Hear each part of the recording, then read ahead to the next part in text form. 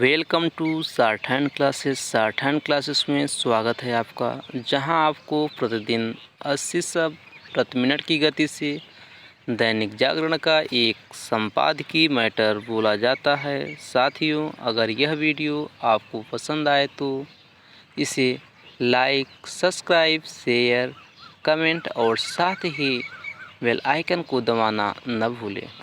यह डिक्टेशन ठीक 3 सेकंड बाद स्टार्ट होगा।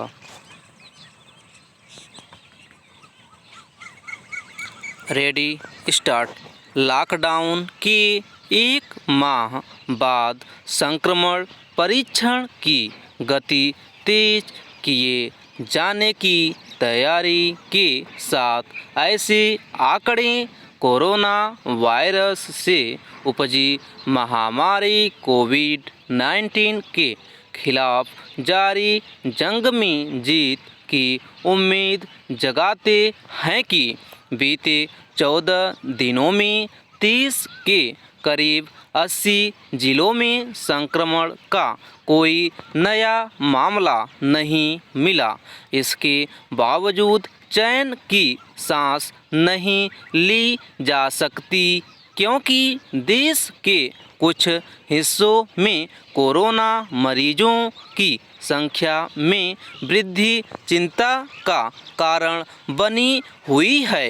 एक और जहां इस वृद्धि को थमने पर जोर देना होगा, वहीं दूसरी ओर इसकी भी परवाह करनी होगी कि जीविका के साधनों को गति कैसे मिले। केंद्र सरकार को इस पर तुरंत गौर करना होगा कि संक्रमण से अछूते इलाकों में कुछ शर्तों के साथ कारोबारी गतिविधियां शुरू करने की जो छूट दी गई, उसका कोई खास लाभ क्यों नहीं मिल रहा। उद्योग व्यापार जगत ने यह पाया कि लॉकडाउन में कारोबारी गतिविधियां शुरू करने के लिए जो दिशा निर्देश जारी किए गए, उनमें से कई ऐसे हैं जिनका पालन करना संभव नहीं। यह ठीक है कि गृह मंत्रालय ने उस दिशा निर्देश को लेकर स्पष्टीकरण जारी कर दिया, जिसके तहत कहा गया था कि किसी कारोबारी परिसर में कोरोना का संक्रमण पाए जाने पर उसके मालिक के खिलाफ कार्रवाई होगी। लेकिन लगता नहीं कि इससे बात बनने वाली है। स्पष्टीकरण के अनुसार कार्रवाई उसी दशा में होगी जब यह पाया जाएगा कि लापरवाही बरती गई। आखिरकार इसका निर्धारण कैसे होगा कि कहीं कोई कोरोना संक्रमण किसकी लापरवाही से फैला? यह मानना सही नहीं होगा कि कोई संक्रमित व्यक्ति जानबूझकर काम करने जाएगा।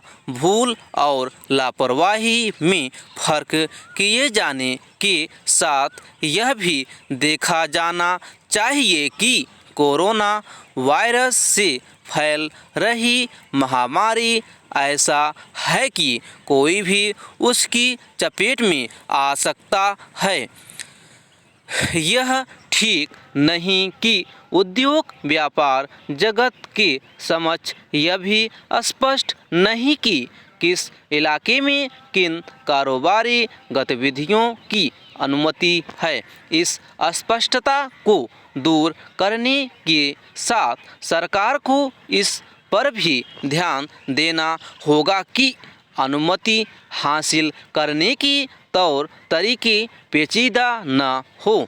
अनुमति हासिल करने के मामले में कागजी कार्रवाई का कोई मतलब नहीं। लगता है कि सीमित कारोबारी गतिविधियां शुरू करने के दिशा निर्देश जल्दबाजी में तैयार किए गए और इसलिए आवश्यक वस्तुओं के निर्माण की जो इजाज़त दी गई, लेकिन कच्चे माल को ढंग से परिभाषित नहीं किया गया।